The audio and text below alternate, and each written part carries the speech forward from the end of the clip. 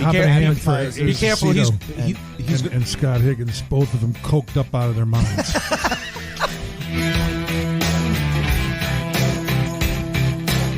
Listen to you. He's down in the basement. Yeah. Oh, I love that. I think we should call this the Acement. The Acement, yes. Yeah, what do you think there, huh? I like that. The Acement Studios. Excuse me, I'm drinking beer. Hold on a second. We usually drink bourbon on our end Yeah, when we right. do the podcast, so That's all right. feel free to enjoy yourself. Yeah, exactly. You shoot an 8-ball if you want. We don't care, as long as it's good stories.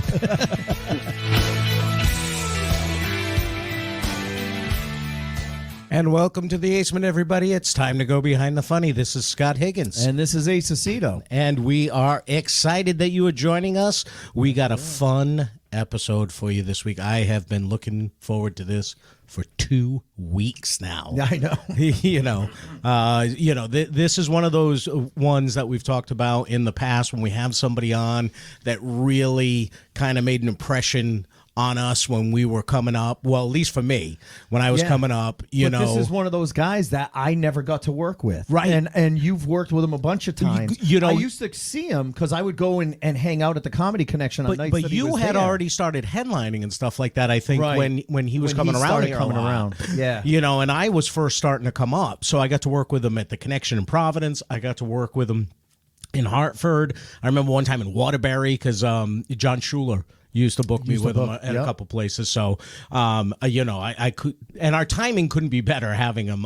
He recently announced that he's going to be retiring from comedy, which is sad for the comedy community because he was an amazing comedian. Still is, but you're not going to be seeing him perform the comedy. We don't need to do it posthumously. He's still alive. No, he just still retired. He still is. He's just stepping down. So I'm excited to have him here. But you know how excited you are? You jumped right over the bourbon date. You jumped. I was right just going to over say, the but before we get to our guest, of what we've been up to, but our bourbon date this week is Horse Soldier Premium. how does the horse hold the rifle? I don't. That's what I want to know. They don't have opposable thumbs. I don't know. Right? I don't want to know. Okay. But all I can say is I got this at a fundraiser. And what I will tell you... What did you learn at this fundraiser, Ace? I learned not to drink whiskey and bid on a silent auction of whiskey at the same time. Because what happens when you do that, Ace? I paid a lot of money for this, probably twice as much of what it was worth. In all fairness, it was for a great organization. Yeah, So our friend Carla Mulhern is the executive director at the Izzy Foundation, which does amazing work for families of children with cancer. So it went to a great cause. It was a 3-pack of bourbon. So right now we're doing the premium. Then there's also a signature and a reserve. So over the next few weeks, you may see us hitting those. But it was money well spent. It was money well spent, Money well but spent. it was a lot of money well spent. Yeah, they can use it, though. They can. They can yes. use it, though. So, you know what? Cheers to you, my friend, for making Cheers. such a pleasant donation that Thank I you. get to enjoy and didn't spend a dime on. Go ahead, rub it in. That was great. It's fantastic. So we're going to bring our guest in. Yes, please. And then at the end of the show, let's talk about what we've been up to because we haven't been on in a few weeks. And we have interesting, some amazing stuff. So stay tuned to the end of the show. After we talk to our guest, we're going to talk a little bit. We're going to tease a little bit, even though it's only February. We've Big already tease. got some stuff for Scottober going on. Big tease. So, but first, I'm going to let Scott introduce, our guest because he's worked with him, and I haven't had a chance to. This guy had an amazing impression on me when I first started. He's just one of those guys that's very dynamic, very prolific.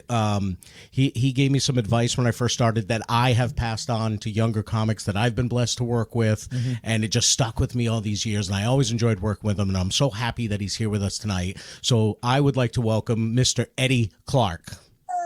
Hey, There he is. What's up, Eddie? thanks a lot. This is going to be the most interesting interview you guys have done because the fact of the matter is I've got little co-stars that decided all of a sudden that they need to be heard. They're Comedians in training, Eddie. You're like, what time was their bedtime? 2 hours ago. Exactly. They don't care. No, wait, excuse me. We like to get We'll take over from here. You can step aside. That's all right. Exactly. How old are they, Eddie? I have twins, man. They're 15 years old. 15 months old. Wow. Yeah. Oh my God. And- God bless you. And you're able to stare at the camera this long without having to worry about them blowing the house up.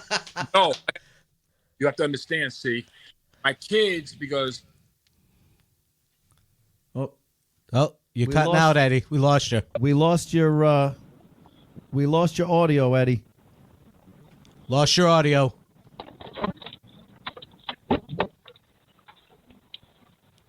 Hey, All right. there he is. man, I just realized something. My wife was leaving, Uh-huh. and I'm actually using my phone, which normally I wouldn't use my phone. I'd be in my studio doing this. Yeah. But my phone is connected to my car, so when she turned on the car, So No we were wonder- talking to your wife on Bluetooth. she's going, who are these people talking to me? she knows about the hookers and the cocaine. So it's, Oh, that's awesome. That's So hilarious. she's driving down the road and hearing us go like idiots. Eddie, no, we can't hear you, Eddie. No, Eddie no. doesn't drink horse soldier bourbon. Yeah, What is right. he What talking is he about? talking about? waiting for all she's really waiting for me is to say something. She can go, I got you, black ass. Yes. right. That's hilarious. So, let me tell you real quick before we got cut off. But I was going to tell you guys. Yeah. A quick look. This is what I do because my kids, because I want to understand that even though your mother's German, there's a black side to you, and I have no problem enforcing a stereotype. My kids we turned our living room, our upstairs living room, into essentially a prison. That's right. These kids, we're not. You Shawshank that shit. They're behind bars. We're not playing games. Look at that. That kid's going, Warden, Warden. That's awesome. First time I saw Andy Dufresne. And it was my friend.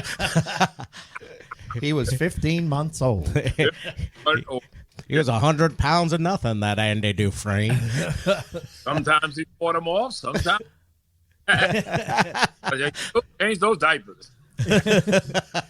Oh, that's perfect. That's perfect. So Eddie, Scott was saying when we were talking to your wife driving down the road, Scott was saying that you were one of those comics that gave advice, and I remember one of the pieces of advice that Scott said you gave him, and I still do this to this day as well, was always remember the audience is there to see you.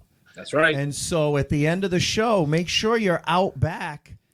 Well, Saying hi to everyone. The way right? he explained it is he goes, he goes, who are we working for? And I was like, the Comedy Connection. He goes, no, we're not. We're working for the audience. Yeah, they're the ones that pay. That's who's paying us tonight. He goes, and they deserve our thanks. So always go to the exit door and thank them. They're gonna remember that little moment that you spent to say hello. And if you got something, you can give them a picture or anything. Just spend a moment with them. And the next time that you're here, they're gonna remember that, and they're gonna come and see you again.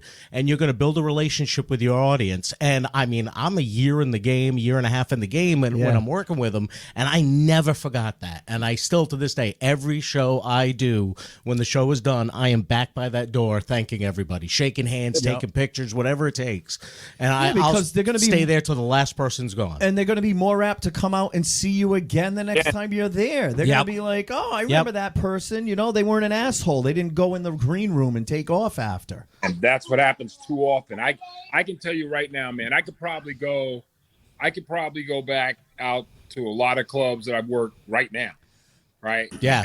And I'm going to get a crowd. My last show is actually up at Fort Edward, New York. I'm doing a thing for this fire department. When they first they had a volunteer fire department, and up at Fort Edward. And 22 years ago, these guys started doing comedy benefits, and I did the first one for them. And when I did it, right in the middle of the show, somebody had there was a car accident about 400 feet from the front of the fire department. Oh, get out. Jeez. Off, and all the firemen just left. Yeah. So I waited until it was over. We kind of commented and said, let's take a little break. We stopped everything. Guys came back about an hour later, and they came back into it. Hey, thanks a lot, my ass. Sit back down. You guys have earned it. I'm going to finish the show. And I finished the show for them. you know, the audience is why you're here. I don't give a damn how big you are, man. At the end of the day, the audience is the only you could take the greatest actor in the world, right? If you take away the audience, they're nothing. Right. Yeah, exactly. Right. And I think I was taught that lesson not by someone giving me the advice, but by seeing an example of how not to do it. And I won't drop names because I've dropped it before, but there was a soap opera star that used to tour around. Yep. And I opened up for him. I opened for him. Yeah. And I will never forget how I felt so horrible. This woman bought tickets to both shows, the 7 and the 9. Bought tickets to both shows, waited outside the green room trying to see him, and in between shows, he wasn't even in the green room. He went out back. This was at the Comedy Connection. Went out back and was sitting in the limo the whole time. And she's like, "Do you think I could meet him?" And I'm like, I barely met him. I said hi to him at the beginning of the night. He hasn't come out. He's in his limo. And I felt so bad because here's one of your biggest fans who bought tickets to 2 of your shows, and you don't have time to come out and say hi to them? That's it. How long does it take? How long does it take? You know, if you think about it, man, how long does it take you to come out and show people just a little bit of appreciation? And listen, she was hot. I was trying to scoop that shit up, but it didn't work. That always helps, bro. If they're hot, and if they're hot and you happen to be single, that also works out. Right, exactly. You tend to be a little more generous with your time in those moments. I was very generous. That has worked in my favor more times than I can imagine. Yeah. Yes. Now, Eddie, how many years have you been doing comedy? I read online that it's been over 30, but how many years total? April 1st of this year will be 45 years. Wow. I'm actually going to complete the 45 because I told my wife what I'm going to do.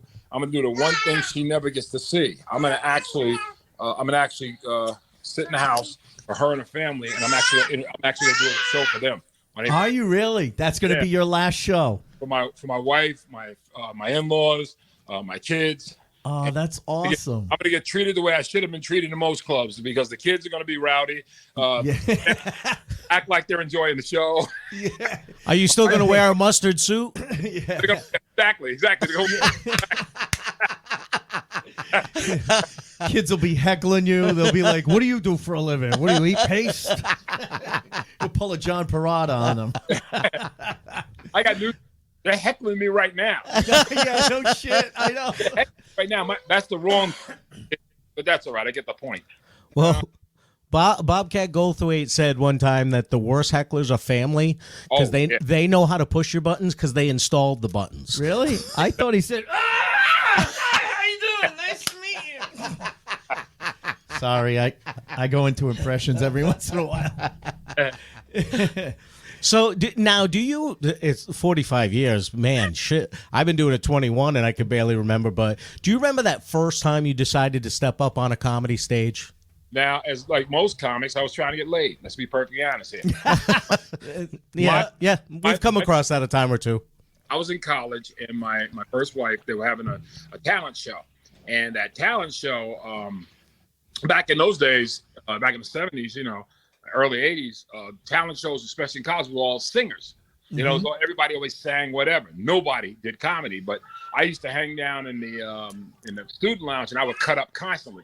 So, guys, I got a great idea, so it won't be so boring this year. Let's get Eddie Clark to do it. And I said no, but I was trying to talk to this girl, and so finally she was on the student council. She came and said to me, "Oh, Ed, what you doing?" And I said, "I'll tell you what I'll do if you go out with me. All right, one date. That's all I'm asking." Wow. One date.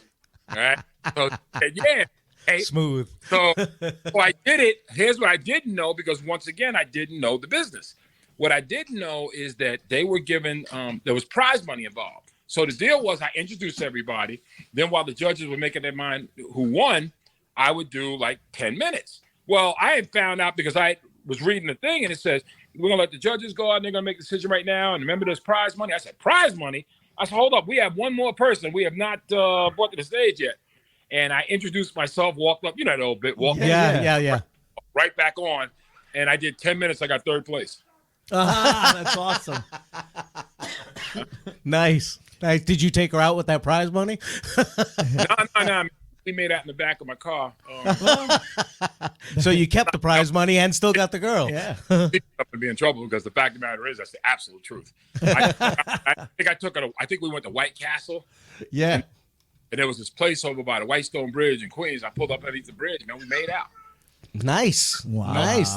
You won multiple times that night. Yeah, man. Exactly. Exactly. I won until later on when the White Castles came back to visit. So obviously, you when I read about you, you did a lot of different things. You've been a police officer, you were in the military for a time, but obviously comedy didn't go away. You did it that one time in the talent show, but man, that had to be an itch that needed to be scratched for a while because you knew you could be funny, and it didn't go away. So when did it kind of come back when you said, I got to really make a run at this and see if I could do this? I was a cop and I walked into a club. I didn't know anything about the business. I just knew that I liked it. Right. First thing I did is I went, a buddy of mine, we both went down to the original Catch a Rising Star, the original improv in the city. And Silva Friedman, Bud's ex-wife, yeah. She was a boss at the time. And the deal was if you walked in, if you had to try to get a number and you pull out a pin, if you got a number, you came back that night, you performed for 5 minutes. If she liked you, she would wave you over back as you were walking out the door. She'd wave you over and she'd give you a spot. If she didn't like you, she didn't say anything, and you were just to keep going, and that was the end of it. So I went on stage. I mean, we all think we killed, but of course, I remember laughs. I don't remember any boos, nobody being quiet, nobody walked out. The place was packed, people laughed. As I'm walking off the stage, the guy who was the headliner that night looks over at me. And he looks me right in the face. Let's see if you guys can figure out who this is. He looks me in the face and walked over because I'm thinking, wow, this was great. It's my first time on stage, a professional stage. And he goes, you were very funny. That's exactly what he said. That was Robin Williams. Wow. Yeah. Wow. Holy shit. Oh, I mean, I knew he was a headliner. Passed by Robin Williams. I didn't know who Robin Williams was. You know what I'm saying? Morgan Mindy was that. It still didn't occur to me who Robin. Yeah, right. So anyway. The rainbow suspenders didn't tip you off. But then again, Carrot Top has ripped that off. So at this point, yeah, yeah, right. I'm wearing some under this sweatshirt. Are you kidding? So anyway, I walked. As I'm walking, I'm thinking, oh my God, the headliner thought I was good. This is gonna be great. And so as I walked, and also Mario Cantone was there that night. I remember that. Oh yeah, Mario. Oh yeah. And they both said I did good. So I walked out and she look up. So I was like, man. Did what everybody else was supposed to do. I walked past and I just left. And we got out to the street and it started burning my ass. So as I'm walking with my friends, I turned around. They suddenly turned around. I was walking back. I think they thought I was angry. I was a cop at the time and I was carrying a gun. So they thought I was about to snap. Right. I walked back in the club, snuck up right behind her, and whispered in her ear, "Thanks a lot for giving the people a chance to see what I can do." Wow. And then what did she say? A couple years later, the club closed. And I kept going. Yeah. So for me, man, it was like, it is what it is. You don't let anybody else dictate to you who you are. Right. You know Exactly. do the business, do it. I tell it to anybody. If you're gonna do the business, do it. Don't let anybody, don't let bookers, don't let comedy club owners, don't let other comics, don't let anyone influence you as to who you are and what you're supposed to do. Just get off your ass and go do it. If you know you're funny, be funny. You know what? And eventually it's gonna rise. The big thing, like I said before, the big thing is make sure the audience knows you appreciate them. Yeah. That's a biggie because you'd be surprised how many times audience members, Comedy Connect is one of those places that after I went to the first time, people started asking for me. Yes. Yeah. Crazy. I would all of a sudden I get a call, hey Ed, you want to come back? I was going to the Comedy Connection at one point. I was going there 5 times a year. Yep. Right. Yeah. Yep. Yeah. Every time I turned back there again. And maybe also had to do another thing. It made me right. Yeah. I remember the first time I worked with you there. After that weekend, I was talking to Dana. I said, "Hey, next time Eddie's in town, if he needs someone to open up for him, I'm in. I would love to work with Eddie again." And the next time you came around, she booked me. I was only hosting at that time, but I got to host. And I told my brother-in-law, I'm like, "Hey, next time this guy's around, you gotta come see him." And he came out, and we were a NASCAR family, and you were doing your NASCAR joke with NASCAR, with the Cadillac and everything like that. And he brought out my father and mother-in-law came out and everybody, and they were dying laughing. And I still remember people in the crowd coming up to you afterwards, and they're like, "We saw you last time you were here. We couldn't wait to come see you again," and everything. Yeah. And that was such an influence on me as a newer comic. I don't want to say a young comic because I started when I was in my early 30s, but as a newer comic, watching that, I was just taking all that in, the way that you handled yourself and handled your business, when you were there. And I was like, I like the way this guy handles himself, because you could tell you appreciated the crowd more so than a lot of other people did. But, I cared about the owners. I never cared about the managers. Nothing.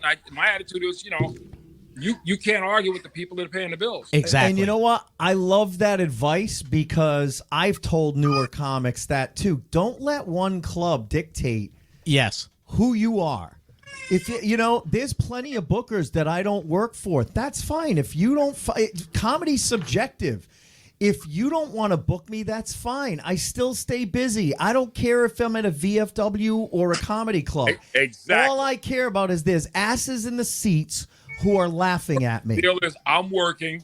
Yep. No matter what? If I'm not working for you, it doesn't mean I'm not working. Exactly.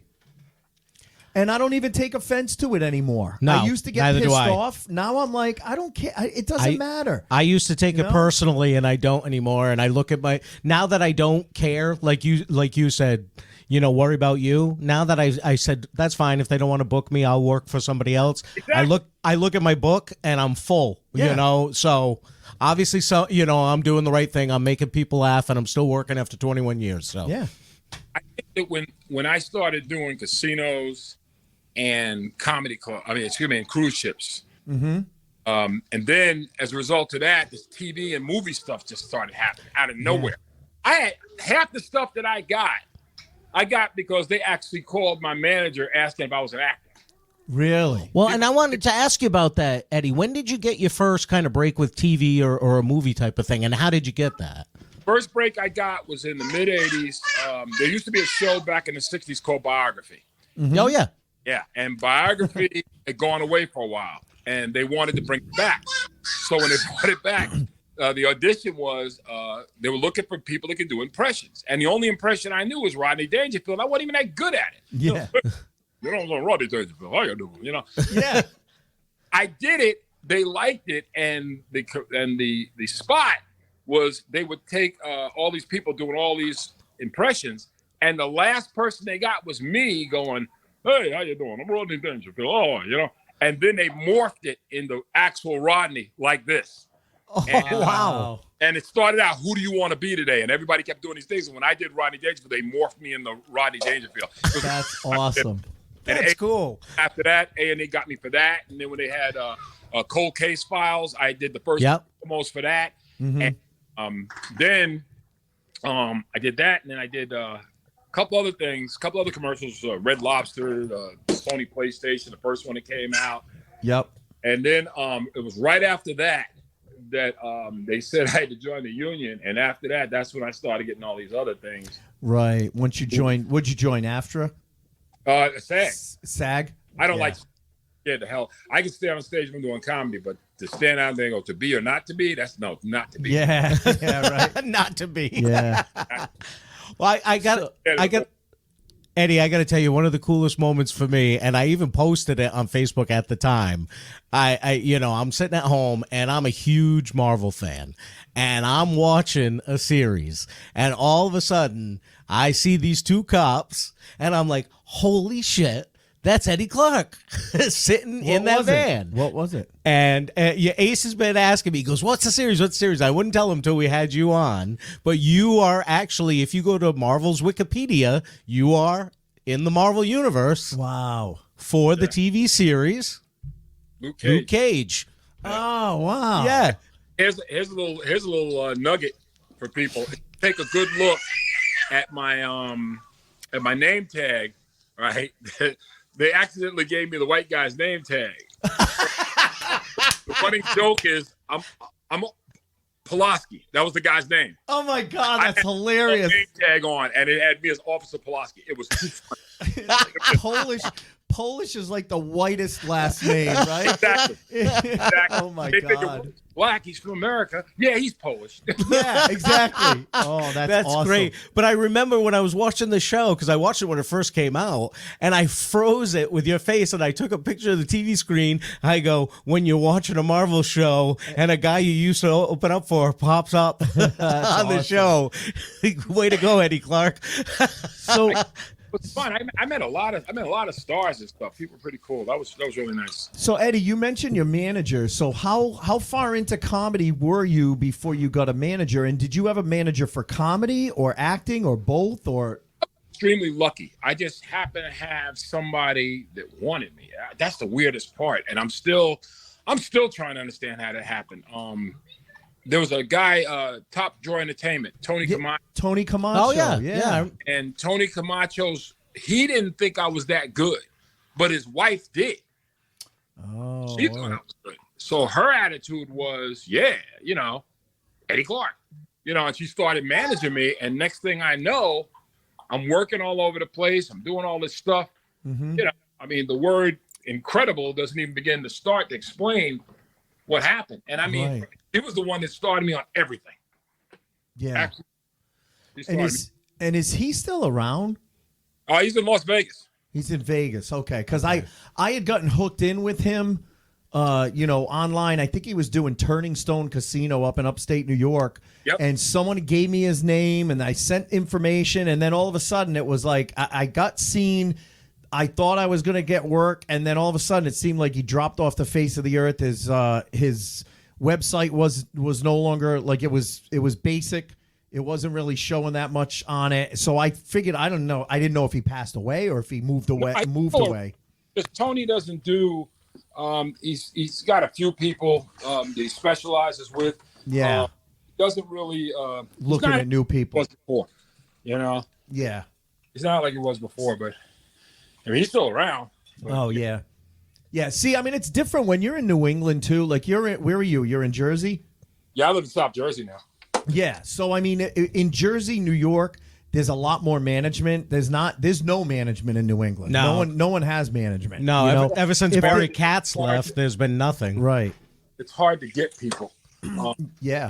In you at that point, and I tell guys all the time, it's like I was lucky. I didn't go in New York City and hang out constantly, begging these guys for a spot. I didn't do all that crap. Yeah. I refused. I just and some people say, oh, you're an attitude. Well, you call it what you want. I knew my worth. Right. And at that time I was in my 30s. I didn't have time to kiss anybody's ass. Yeah. My attitude was either you think I'm good or you don't. If you don't think I'm good, leave me alone. Yeah. Yeah. And that was a very and I think I was pretty direct with everybody with that. I would tell kids today that don't just because I got away with it doesn't mean you will. You will. Right, exactly. See, so guys like Scott and I, because we've grown up doing comedy but having a day job and not leaving the day job. Like I remember a booker up in Massachusetts who was like, oh, well, you're not a real comic because you do it part-time. And I'm like, yeah, you know what that means? That means when you fuck me over by not paying me, I'm not bugging you every week because I'm depending on that check for my rent or my mortgage. Get my like point? I'm just as funny, So I've got the attitude that you have, but it's only because I have the day job to back me up. You know what I mean? What pisses you off is, and it's not a judgment of anyone. When you do it a set, and like I said, the audience tells it all. Yes. Exactly. The audience just, you go up there and you kill, and you got headlining or featuring. And he's biting it. Mm-hmm. And anybody can have a bad show. When you have 2-3 in a row, and you're like, how the hell is this guy or this girl in front of me? Right. It doesn't make sense. Yeah. So at that point, you learn the hardest word in the business. And the hardest word in the business when they ask you to do it is no. Yeah. Yeah. I got to the place where I had no problem telling a booker no. Yeah. Oh, yeah. But no, sorry, man, can't do it. That's pay me. This is what I want. And I got to the place, even with the cruise ships. I got to the place with cruise ships. I mean, there was a time cruise ships, man, we put you on the cruises. They were making all kinds of money. They give you $800 a cruise. I don't think so. Wow. I did it once. Yeah. Made my point, got out really good with the audience and stuff. And then I said, yo, if you want me, I want you paid. Yeah, right. Yeah. Well, you had said it just a few minutes ago. Know your worth. Yeah. You got to know your worth. And it took me a while to get to that point because I was getting a lot of work, but I was afraid if I said no, they just won't hire you again. But then you kind of learn that if you kind of stand your ground, the ones, some people will pay you more because they know you're worth it. They're just willing to pay you less because you're willing to take it. Right. And then all of a sudden you say, no, I can't do it for that. Then they'll pay you more because they know you're worth it, But if you're willing to take less, they're going to pay you less. Because at this point, I'm like, yeah, if I'm leaving my family, now my kids are older, so they can't wait for me to get out of the house. But, when they're younger, I'm not leaving my family for less than this, you know, and I don't think it's unreasonable, what my minimum is. I learned that lesson from, and you just said it about not leaving the house for a certain amount. I learned it from Bobby Collins. Yeah. Yes. Bobby Collins will not leave his house past a certain amount. And I remember I used to open for Bobby, and one time I happened to be in the office when him and Tony were getting into it about money. And I was sitting and I heard the whole conversation. And Bobby was just steadfast. He was like, look, what I gotta get, blah, blah, blah, blah, blah. Yeah. He said, well, I don't care what you paid anybody else. I'm telling you what I get. Right. Bobby said it we had Bobby on last year, and he said, listen, it's show business. Exactly. It's a business. He told us about when he was opening for Frank Sinatra, and they would, he's like, I don't care. Yeah, I love Frank Sinatra, but I am in this for the business. Exactly. So, and all right, admittedly, I probably would have opened for Frank Sinatra for free. But I'm sitting there going, what the fuck are you saying, Bobby? It's Frank Sinatra. He told the story. They called him and said, hey, we want you to open for Frank. This is what we'll pay you. And he went, no, I'm not going to do it for that. Yeah. And they ended up paying him his price for him to come work with Frank Sinatra. Right. You know what? And good for him. Good for Bobby. And Bob, you tell me that all the time. You tell me all the time. I said, Eddie, you just can't. He says, hey, man, he goes, he says, right now you're having a good time. You're enjoying it. And I never forget this. We were going back. He used to live in Gramercy Park in New York City. I used to be the one to pick him up all the time, bring him back. Yep. And he liked me for two reasons. First of all, I guess he liked the fact, I did a good job opening. Plus, I had a gun. So, yeah, that helps. So you were protection and a great opener. I would take Bobby to these places, and there was an understanding.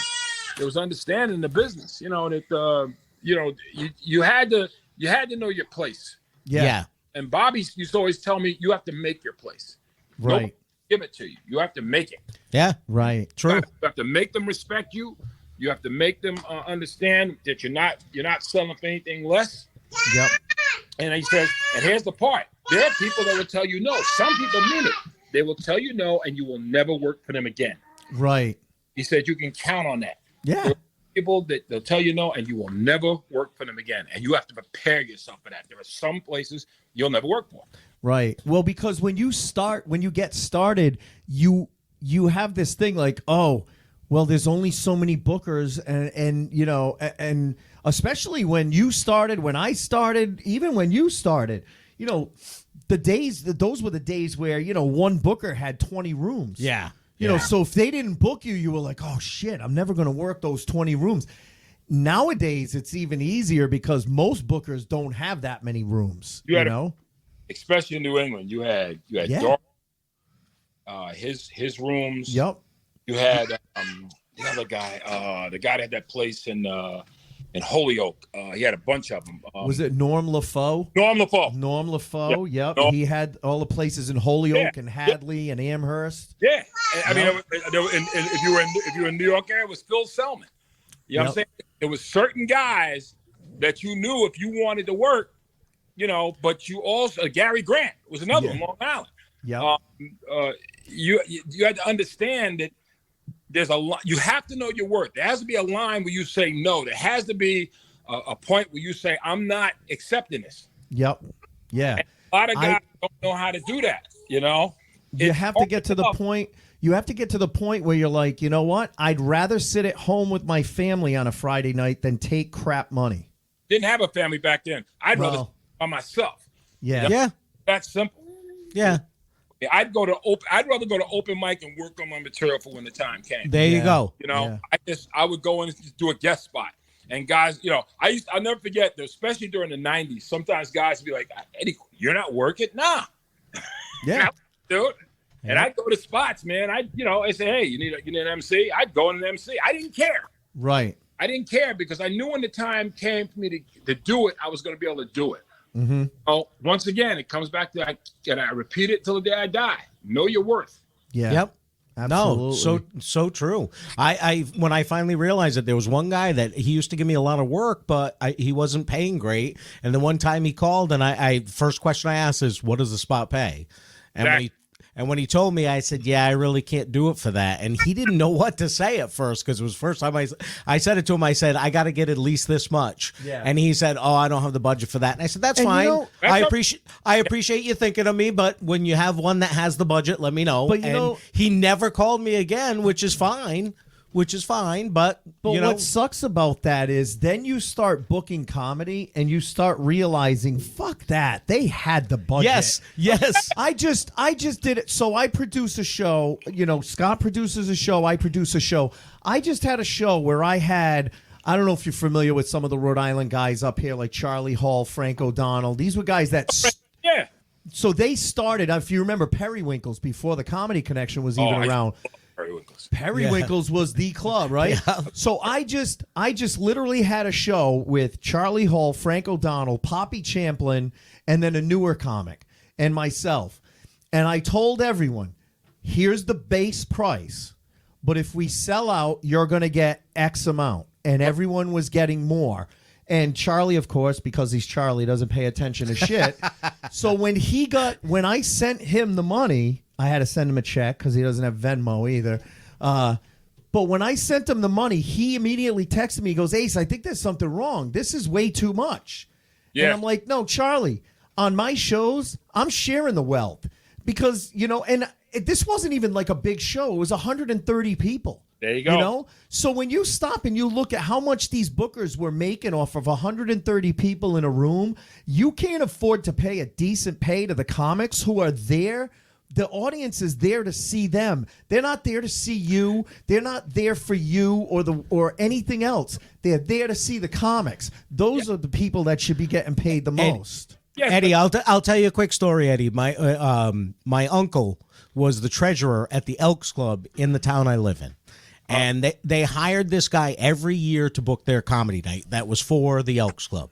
And one year he said to this guy, hey, my nephew is a comedian. I'd love you to book him on the show. So the guy reaches out to me and he says, hey, and now I was already featuring at a lot of places at this point. So the guy reaches out to me and he goes, hey, your uncle just booked me to do comedy at the Elks Club in your town, and he told me to reach out to you. And I said, oh, yeah, I'd love to do it. When's the date? And I was open. And he goes, it's not a big budget. I can give you like $75. And I was feature. Like, to feature. Yeah. And I was like, I don't know if I could do it for that, but thank you. And I turned it down. And my uncle, a few weeks later says, hey, are you doing the comedy tonight? I said, no, the guy didn't really have enough money to pay me. And he goes, what are you talking about? I go, yeah, he offered me $75. He goes, $75? We pay him $1,200 to do that show. And he wanted to pay the So he was feature paying 75. me $75 and he paid the host $50. Yeah. So he was paying out $125 and pocketing the rest. You get it? It's ridiculous. Yeah, but let's not talk about Steve Bix at this time because the man is We could, you know what it was? There's there's 9 other names you could fill in behind that one that would all be the same story. He's the easiest one because that way at least I don't expect a message on Facebook. So. Is he dead? Is that why? Is he dead? Oh, all right. Yeah. Yeah. There's so many names you could put in that line. Of course. And that's the thing. That's what pisses me off is as I started booking and I started realizing how much people were making on shows. and you can't afford to pay a decent a headliner, Just a a decent fair pay. It was ridiculous. fair pay. So now for my shows, I tell people, look, here's your base rate, but if you help me promote this show and we sell it out, and listen, we ended up, the room held 135, we did 130. I paid everyone the higher price of the sellout price. I'm not gonna nickel and dime people. I'm amazed. I walked away with plenty of money, and I was able to pay the comics who got up there and did a fucking great job what they were worth. Eddie, he didn't book me on that show, by the way. No, you're not a name in Rhode Island. He didn't book so. me on that show, so. But it's you have to look. It's funny you should say that. Up here, I'm a member of the American Legion up here in Magnolia. Actually, I'm Sergeant Arms and entertainment guy. I take care of all the entertainment. Because you got a gun. Yeah, right. Sergeant at Arms. I only seat 80. I can only seat 80 people in the room. All right. $25 a ticket, $20 up in advance, $25 if you show. Yeah, at the About door. $1,600. I hire 2 comics. I do it. We get the rest of the place. Right. I take a little over half the money. Yeah. I give what the headliner is. I give them 5. You know what I'm saying? That's fair. I keep a local feature. Some maybe a opener that's trying to get himself together, or a really good open micer that's got Right. And I'll say, give me 15 minutes. I give them 2. I open. That's a lot. Yeah. I don't take a dime, and I just give Yeah. So every time we do it, we make like $800-900 every single time. Yeah. Right. You know what I'm saying? Yeah. But even if I was booking it, right? I never understood the idea of booking a room when all you're doing is making phone calls and maybe dropping off your Flyers or a couple of flyers or whatever. I never understood why guys get more than $400 for a room. right. 100 Yeah. To 100. book. It doesn't make sense. No. Yeah. I never understood that. And I know guys, one of them just came right to my head and I just forgot his name. But there's a guy in Central New York that does that. He tried his best about just like when I told him I was retiring, I was going to call it a day. Calls me up, Ed, can you do this show for me? Blah, blah, blah, blah. I said, I live in South Jersey. Yeah. He wants to come to Central New York. He goes, Ed, I'll give you $600. I said, dude, I live in South Jersey. Yeah. Right? I said, what hotel am I staying? Oh, no hotel, man. It's just $600. Nah, man, this No. ain't 83. No. I want hotel, meals, and more than 600. That's it. And Andy Dufresne. I want it all. Exactly. Yeah. Andy Dufresne. Open that Bible and get the gun. But they do that because comics. People have to understand. Yes, it's true. If you don't do it, somebody else will. Exactly. Right. That's the problem. And But you that's get what you pay for. come to grips with. That somebody else is going to do it. But you know what? You didn't want that gig anyway, because guess what? That person's going to constantly keep let themselves get ripped off, and then keep doing what they're doing. Make your money. Have faith in yourself, man. Exactly. Yeah. It's show business. Nobody Show does, business. you do better than you. Even if some people don't think it's funny, Yep. nobody does your act better than the way you do it. Right. All right, and it's Yeah. all subjective. Whether you end up the difference, and I'm not trying to be funny because Dave Chappelle used to open for me back in the day. Yeah. Yeah. Wow. The difference between me and Dave Chappelle, all right, is he got a break from people that pushed his brand. Right. Yep. Right. Yeah. Me and Chris Rock, he got a break from guys that pushed his brand. Yeah. Yep. I'm saying, and it's not, that's not a knock. And whether they're funny No. that's subjective. They got the opportunities. No, Eddie, we've talked about that all the time. There are some amazing comedians out there that just never had that moment to get to that next level. They're as funny as anybody you see on TV, anybody you've seen in the past. They just never had that moment to make it to that next level. That's all. Or being at the right place. Like we've talked about some of the Boston headliners, the Steve Sweeneys, the Don Gavin, Lenny Clark. Lenny Clarks, the Tony V's. Lenny Clark. Those guys are all 4 of those guys are just as funny as half the people that made it to TV. Exactly. It's all about being at the right place at the right time. So yes, you can go to a VFW hall and see comics that are just as fucking good as the comics you're going to see on TV. And here's the best example I can use for any young comic watching this today.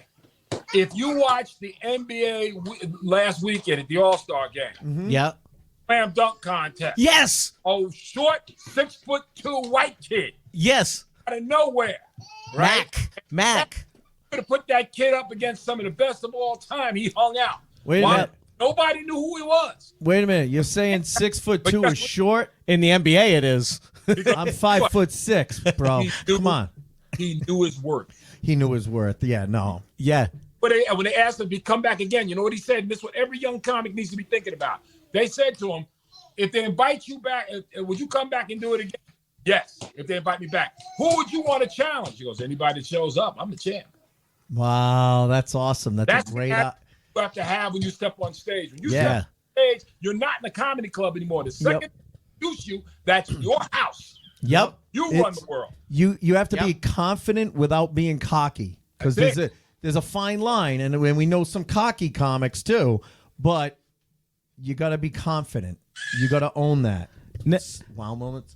Yeah, I was just going to ask that. Now, Eddie, do you remember when you were coming up that first big moment you had, either opening for somebody or an amazing place or something that was just a wow moment that you're like, man, this is it. This is what I've been working for. This is a wow moment for me, where I was like, okay, I made it. This is it.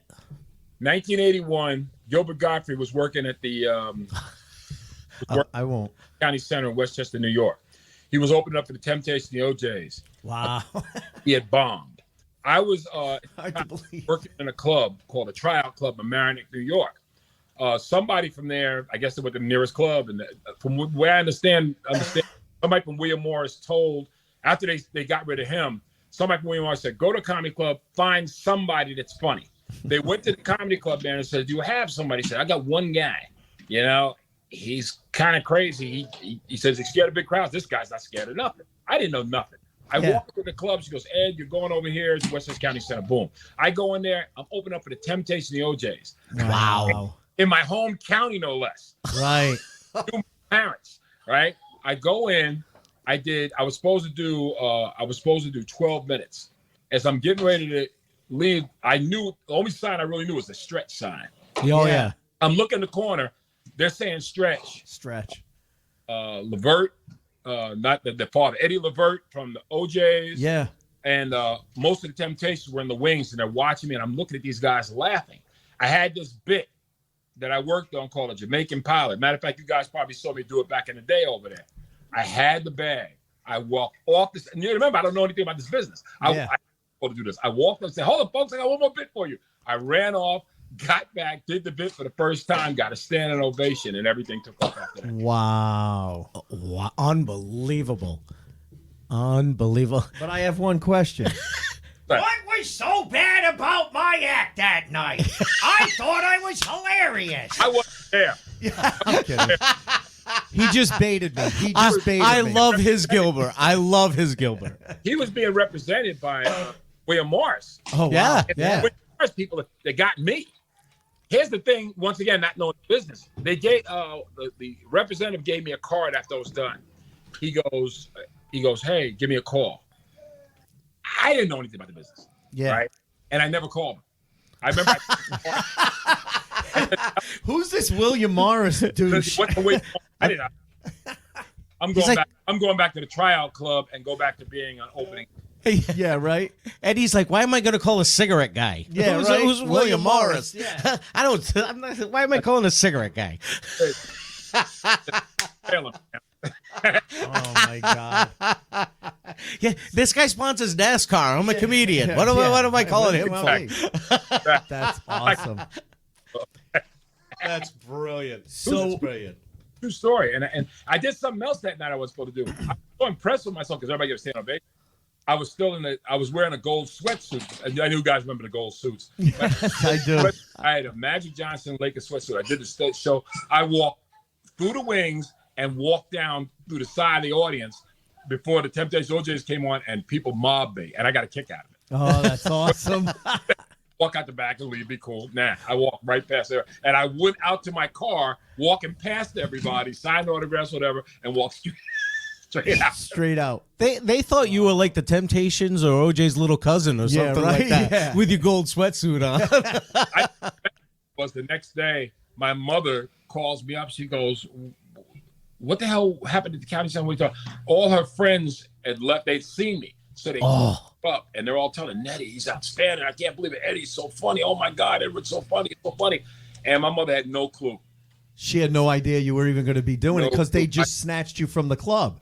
Yeah. Wow, that's awesome, man. That is a great Yeah, that's story. a great wow moment. That is a great story, man.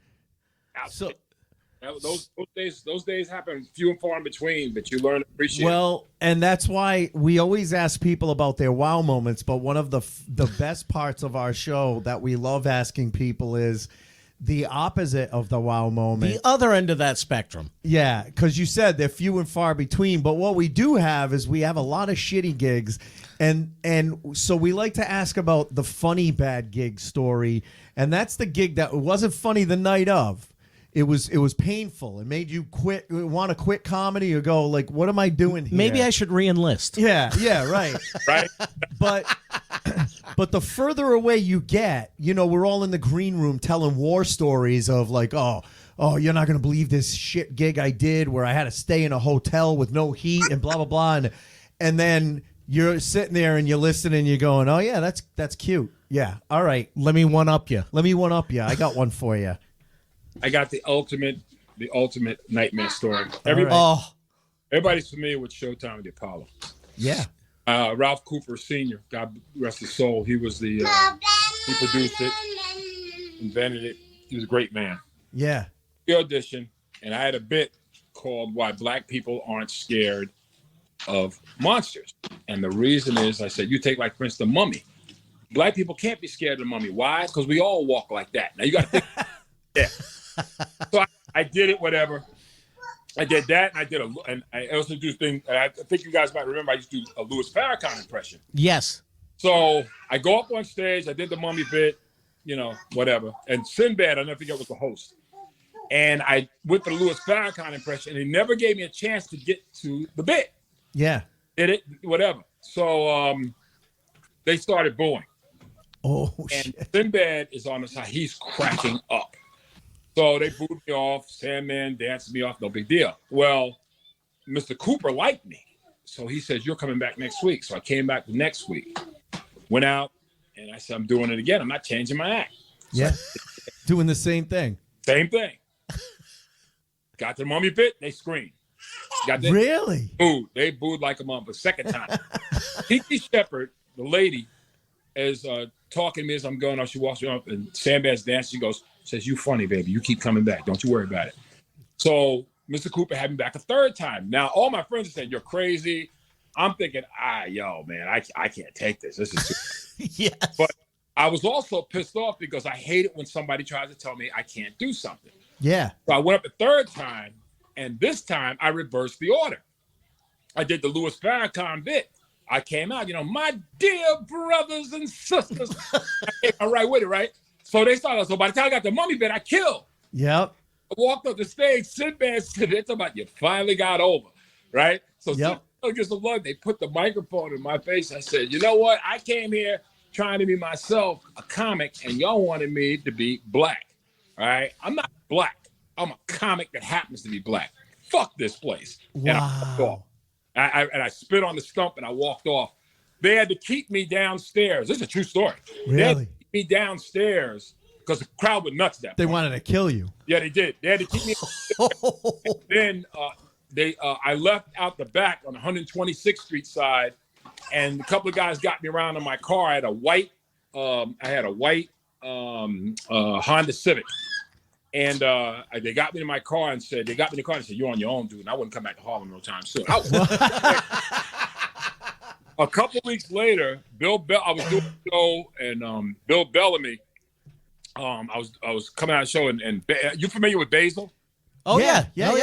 And you asked Basil about this. It's absolute true story. I go up on stage now. I'm already so mad about it. A lot of people remembered seeing me. They probably knew what I said. Obviously, it never made the show, but word had gotten out that I was the guy that did that. So Bill Bellamy trying to gone a favor with people. Said, well, this guy, he works all the white clubs, but that's what. Well, I walked on, and he said, Apollo, we want to tell fuck the Apollo. So I go out there, and they started booing me right away. Basil had just come in. He's watching this, and he is cracking up. Of course. I opened for Basil. I'm saying, this is bullshit. No, that's what we love when our friends are dying on stage. Comics love it when other comics. The closer we are to the comic, the happier we are that they're bombing. Well, this is classic. Basil's standing there with Tony Camacho and Lizette, his wife. And they're sitting there, and Lizette's like, oh, my God, it's going to happen again. Tony's like, I can't be bothered. So Basil's laughing. I looked at Basil. I looked at the audience. I said, you know what? Fuck you niggas. I walked up stage. So to this day, if you ever seen on Facebook when Basil and I we always put FYN. And now the world knows what it means. And then Basil went up because they were trying to save the show at that point. So Basil goes up right behind me, and obviously he kills. I mean, he goes all black audience, but he killed. He murdered. So now you gotta remember, I got a gun, and I'm outside.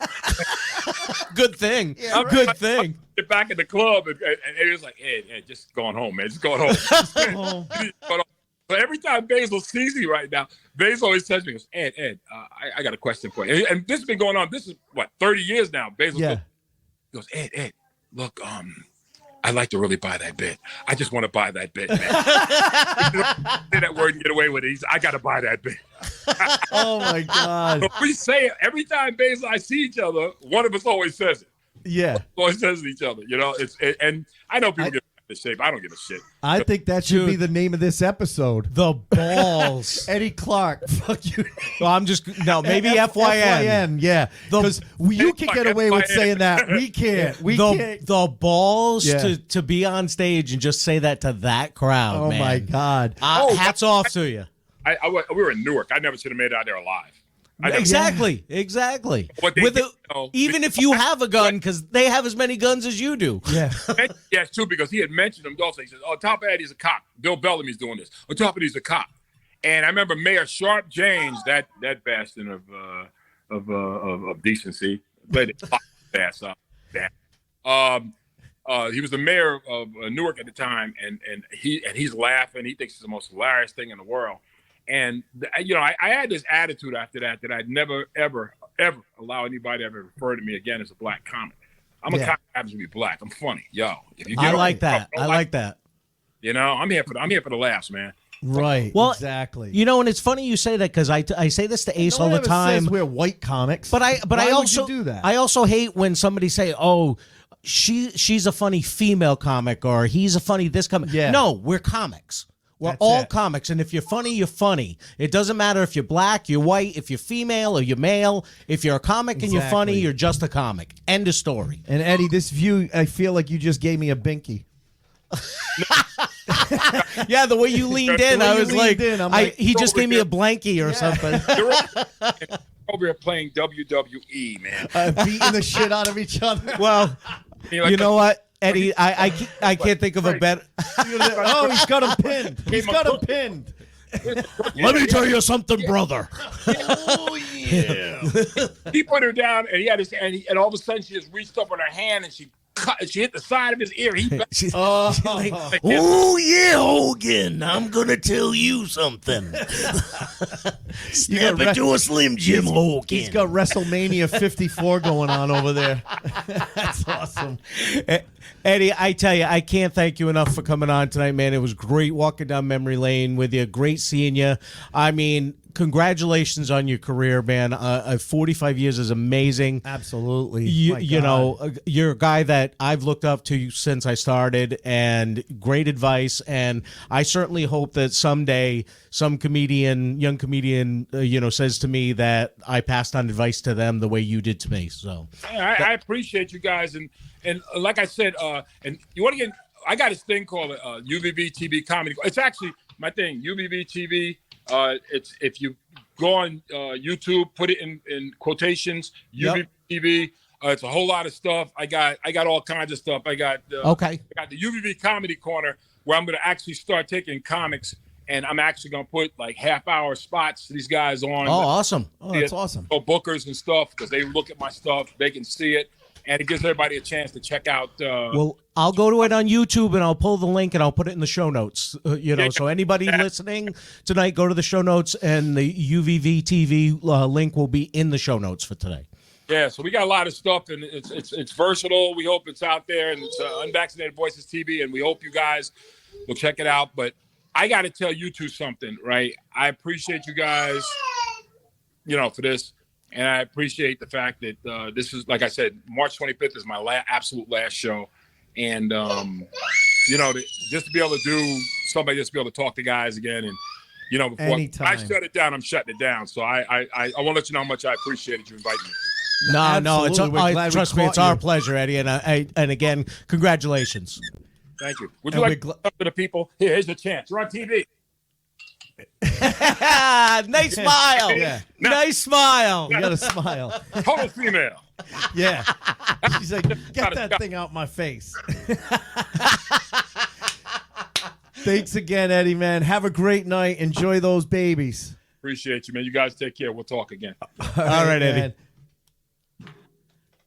And that was Eddie Clark. Oh, I was so love glad that to guy. have him on. Love that guy. And it's weird because I feel like I have known him, even though we never really got to work with each other, because I would go down to the Connection sometimes when he was playing, and he's just hang. He's one of those guys that's just instantly likable. He when there's a crowd of people, he will talk to everybody.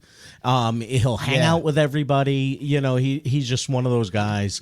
But I love, because obviously, we think alike. I love the fact that a lot of the advice he's given to people, I've kind of found out either on my own or gotten the same advice. You think the same way and as gotten him. that advice, yeah. And I've heard you talking to younger comics and say similar things that Eddie has said over the years. And so it's nice to know that someone else feels that same way and has that same viewpoint. Yeah, it validates what I think I'm doing right. Yeah, exactly. So he's a great guy, had a great career, and end of March, the guy's going to wrap up 45 years in comedy. Entertained a shit ton of people, man. That is shit ton of crazy. people. Yeah.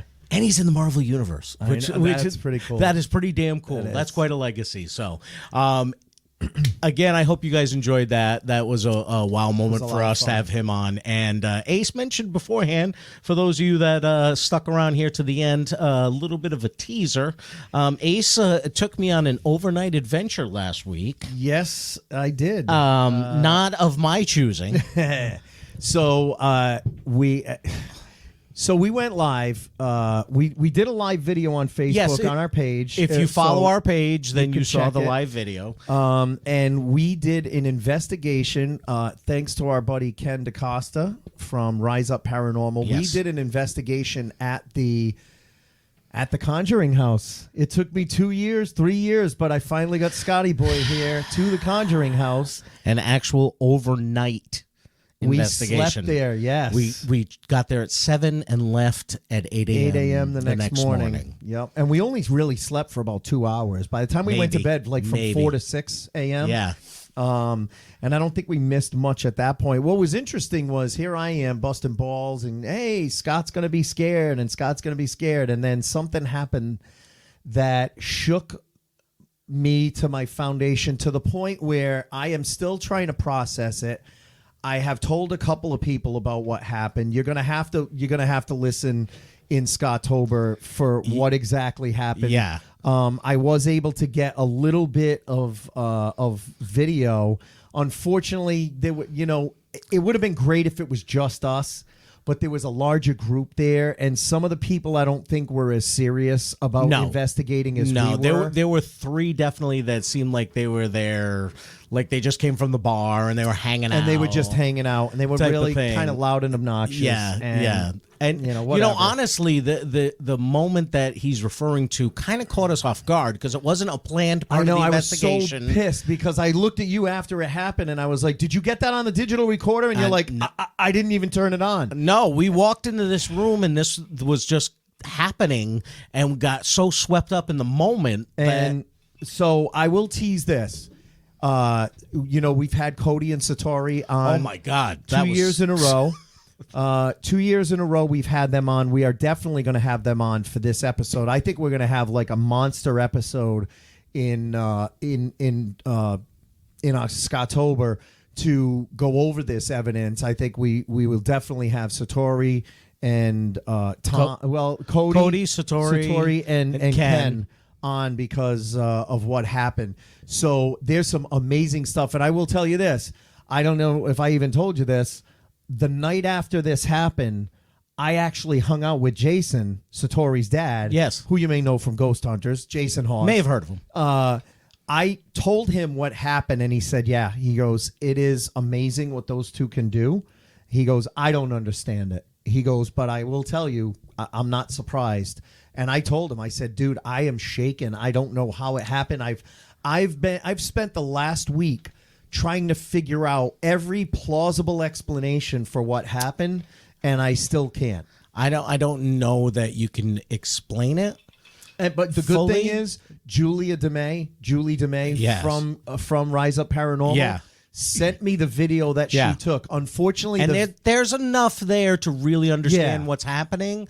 We can capture some audio from it and clean it up a little bit. We will, yeah. And so you can understand, and with an explanation, there's enough there that you really can understand what's happening, and it was pretty mind blowing. Then there was some other cool stuff that happened. Unlike when we did the Pain House was fun, but we really didn't understand what we captured till after the fact. Yeah.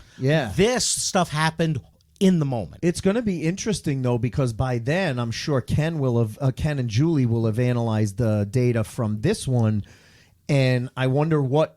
And I haven't gone through any of the recordings that I did on the digital recorder. Yeah. I'm going to go through it and see if I happen to It's going to be interesting because we did get some K2 meter hits and stuff like that. Yeah, that was kind of cool. That was fun. But you know what was cool too? I will say this. Not to toot our own horn, I feel like we've gotten good as investigators, because there was a point where someone else in the group that we were paired up with was taking some pictures in the basement, in an area in the basement, and was freaking out like, oh my God, did you see that thing? It's like a thing that peeked out from behind. And we they thought they had two eyes, and we were able to debunk it. Not to be jerks, but just to say, hey, wait a minute, there might be another explanation for this. So we really have learned a lot. I will say we've learned a lot from all of the guests that we've had, you know? So, guys, you got to listen. I know it's still months away, but who knows? We may do another one before then. Yeah. I mean, they're doing another one in March that we can't go to because I'll be in Florida. I know, big surprise. I'll be away. Shocking. But yeah, no, there's going to be other opportunities, and so hopefully by the end of this year, when Scottober rolls around, we'll have some amazing evidence. So we wanted to let you guys know about that. Another thing I just wanted to point out, and I appreciate that Scott lets me do this. My book is out there. It's on Amazon. It's on BarnesandNoble.com. It's getting great reviews. It's called Maddie Loses a Tooth. So if you have any children in your family, in your life, that are between the ages of 3 and 10, please consider going there and getting it. It's a really cute book. It's interactive. It helps kids teach. It teaches kids about self-discovery, finding information on their own, empowerment. And it's funny. I just had someone reach out. 2 people in 1 week reach out to me and say, hey, have you thought of doing a Spanish version of it? And I hadn't. And they're like, there's a lot of bilingual kids at that age, and or kids that, are in home daycares that only speak Spanish in their household. And so I'm going to work with someone on getting it translated into Spanish over the next couple of months. But it's called Maddie Loses a Tooth on Amazon and BarnesandNoble.com. And I don't know. Do you got anything to promote? Since I just promoted I got my new website up, ScottHigginsComedy.com. Thanks to our friend Vinject Voni, did an amazing job. It looks awesome. I'm so happy with it. It looks good. If anybody is interested in web design, VMJDesigns.com is Vinny's website. Go on there, check out some of the work that he's done. But you can also look at my site, ScottHigginsComedy.com. vinny.com and see the work that he's done there. And Vinny can design a website for you, but all my dates are on there if you're in the New England area and you want to see where I'm performing. Awesome. And my website's still up there. It's acecito.lol, and I've got to update my dates, but I've got some dates up there, and there's also some fun stuff, clips and shit like that. So. Yeah, exactly. And if you're not following us on TikTok and on Instagram, we're all over the TikTok. we have clips that come out every single week, so follow us there. You can see some really, really fun clips. Haley, who is working with us, is doing an amazing job with some really, really fun clips. So definitely follow us there and check that out. And other than that, we'll talk to you next week.